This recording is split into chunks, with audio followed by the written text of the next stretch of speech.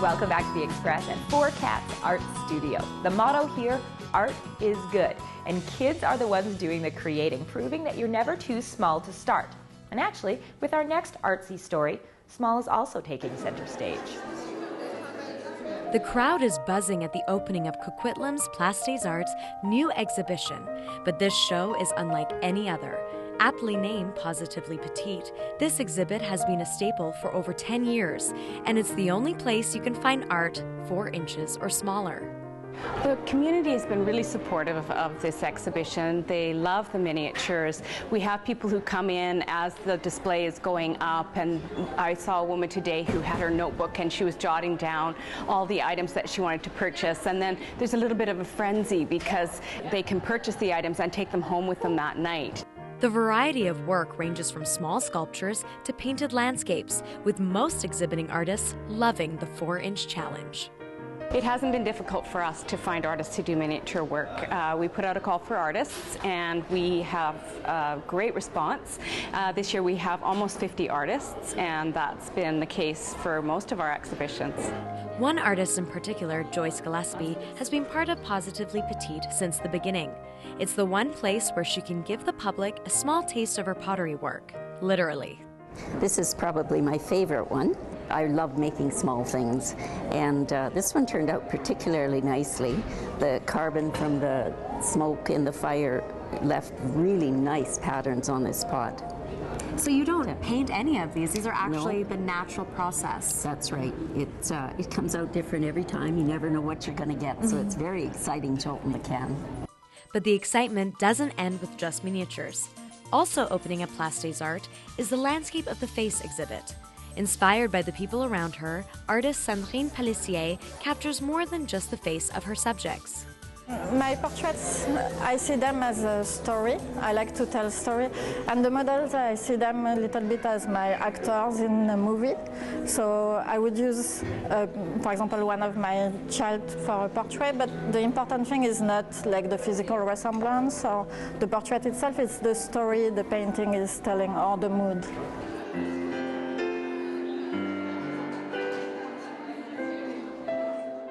And while the music played for guests, Sandrine explained to me firsthand how she creates one of her portraits. This is a portrait of my friend Sophie. This one is only watercolor, there is no mixed media. And with watercolor, usually the way I do it is I do different layers. And you can even see right here all the layers that you've done. So these colors were layered on top of each other. Yes, and I like to leave sometimes a part of the painting unfinished, so you can kind of see the process of making the painting. It's local artists like Joyce and Sandrine who are celebrated at Place des Arts. So if you're looking for a unique gift for the holidays, or just a portrait that tells a story, a visit to Coquitlam may be just the thing. I'm Mansour in Coquitlam for The Express. The Positively Petite Miniature Exhibition runs until December 17th. You can get more information online at placedesarts.ca. Now, it is officially the start of the holiday season, and it's also the start of World Cup season. Recently, our country's medal-winning sliding athletes stopped over in Vancouver on their way up to Whistler. They talked about their Olympic memories and what's coming next.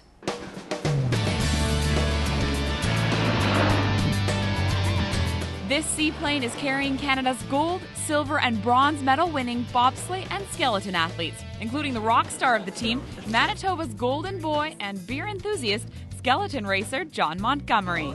Do you ever have to buy your own beer anymore? I certainly do, yeah. No, free beer isn't, commonplace, but I have had a few offers and a few pints bought for me.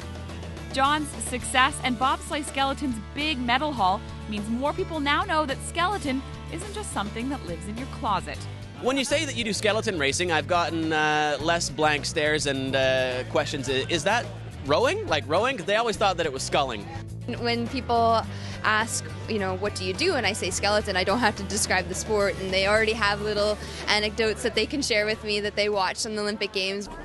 These athletes say the Olympics are now behind them, and they're ready for their first World Cup of the season in Whistler, a track that holds so many memories.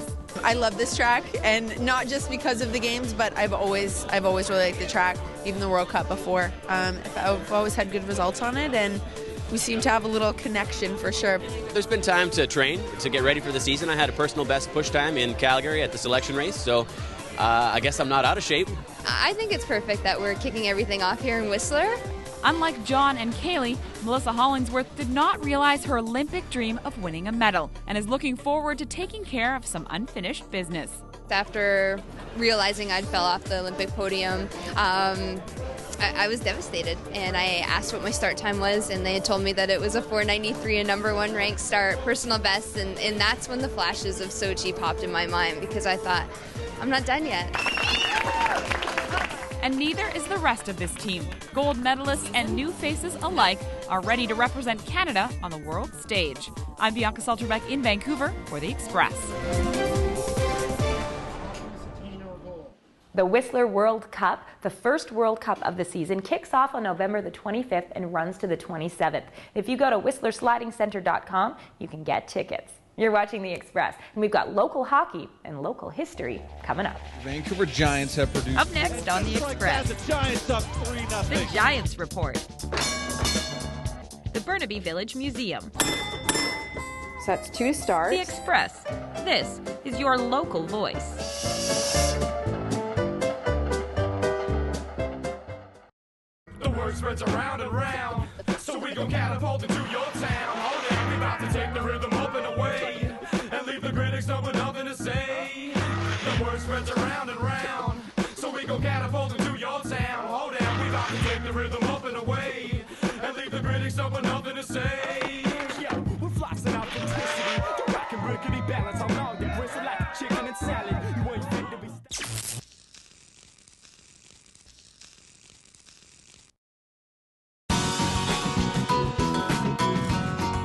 Welcome back to The Express at Forecast Art Studio in South Surrey. Now, today's show has been a great balance of creativity and competition. David Musil is a name that hockey fans should become familiar with. He's been logging big minutes with the Vancouver Giants and could very well become a top 10 pick for the next NHL draft. Now in their 10th season in the Western Hockey League, the Vancouver Giants have produced 4 first-round NHL draft picks. That number could easily increase to 5 by next June. Scouts from across the National Hockey League have been in Vancouver watching David Musil, a 6'3", 200-pound defenseman who is currently ranked 9th among all draft-eligible players by the International Scouting Services. And just like that, the Giants up 3-0. You know, there's probably a bit more pressure, but, you can't really look at that. You just got to play as hard as you can every game, and then, you'll get results from that. I think it's always tough when that day comes when you are going into your draft year. I think as a 16-year-old, there's lots of promise, there's lots of hype. I think once the season starts as a 16-year-old, that pressure mounts and mounts. You're getting looked at all the time. I mean, whatever you do, whether it's right or wrong, people are picking you apart. So I think he's handled it very well. I think he's played very well for us. He's a real solid, good defensive defenseman. Over the years, Don Hay has had a history of producing high-end defensemen. Mark Fistrick, Cody Franson, Brett Festerling, Jonathan Blum, and Kevin Connaughton, to name a few. Musil, though, is the next in line. He's going to be a very dependable, solid two-way player, and I think that whatever team decides to draft him, or when they decide to draft him, I think they're going to get a real good, honest player. It doesn't hurt that Musil comes from pretty good stock. His dad played 15 years in the NHL, and his mom is a former Wimbledon junior champion. However, despite his pedigree, Musil understands it will take hard work to live his dream. That means working on his game every single day.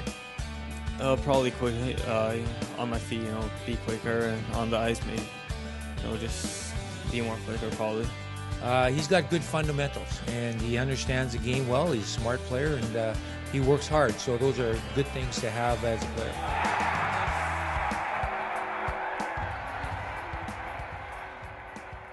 Musil's on the short list to play for his homeland, the Czech Republic, and should find out in the first week of December. So that's looking to the future. Right now, it's time to step back in the past at the Burnaby Village Museum. Clear the tracks. Tram 1223 is coming through.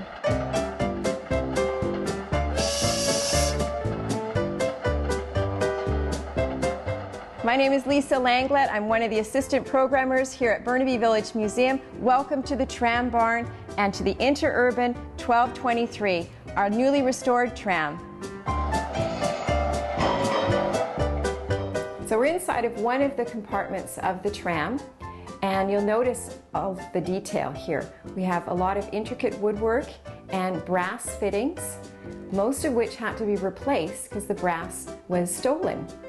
The few remaining brass pieces were the air vents in the ceiling, but they were covered in black soot and black paint, so no one realized what they were.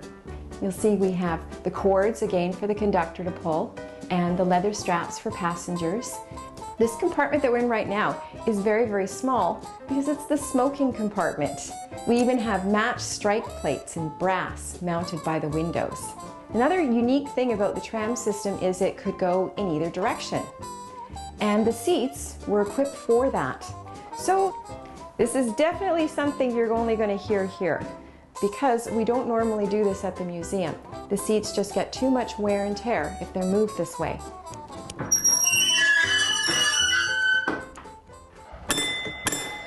One of the things that's very interesting about the tram exhibit is the fact that many people don't realize there was a huge transportation system in place in the 1890s in the Lower Mainland. The interurban tram was designed to travel between cities, mainly Vancouver and New Westminster, the major cities at that point, and it traveled through Burnaby. But the interurban system also went into Richmond and all the way out to Chilliwack. We're very familiar today with riding buses and SkyTrain, and we're used to hearing bells and sounds to let us know when we are at a station. And in our interurban tram from 1912, they had the same thing. There was a bell system. Now, passengers didn't ring the bell. There was actually a conductor, and the conductor was the person who let the motorman, who was operating the tram, know if there was a stop, or if the tram was to start or to go in reverse. And so the bell system would sound like this. So that's 2 to start, 3 to stop, and then reverse was 4.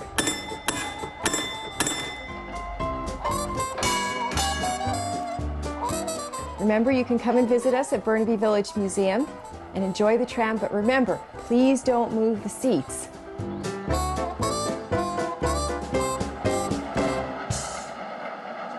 The Burnaby Village Museum is gearing up for their annual tradition, the Heritage Christmas. But that's not the only thing that's going on. It's time for your spotlight on local events.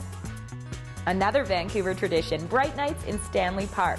See more than 2 million twinkling lights transform the forest and the train, and keep your eye out for Gingy's cookie antics. Get your shopping done at the West Coast Christmas Show and Marketplace. Holiday decor items, jewelry and accessories, specialty foods, toys, gift baskets, and so much more, all under one roof. Join other musicians in Burnaby for an evening of creating experimental music and sound. This informal music improvisation is an opportunity for musicians of all levels. And at the Four Cats Art Studios, 13 locations around Metro Vancouver, with the one here in South Surrey, they're holding special holiday workshops like a Grandma Moses winter camp, clay snowman, and more. You can get details at the website. Now that's it for today's Express. I'm Johanna Ward, and on behalf of all of us on the show, thanks so much for watching and sharing your creativity and competition, and we'll see you next time. Once upon a time. Once upon a time. Once upon a time. There were 3 sons of a king. But the king was dead. But the king liked the queen. The king was dead. They were on their own. And the nursemaid ran the house. And the nursemaid. And the nursemaid. And the nursemaid ran the house. The 3 king's sons, one had fair hair, one had silver hair, one had hardly any hair. The 3 king's sons lived their lives. They lived their happily. Were happily living their lives. Getting up in the morning, greeting the day, shaking hands, and combing their hair. Going about all their princely tasks. Visiting their horses and their charioteers. Buying up paintings and eating food. Looking at things and looking away. Searching for their keys and tying up their shoes and their ties.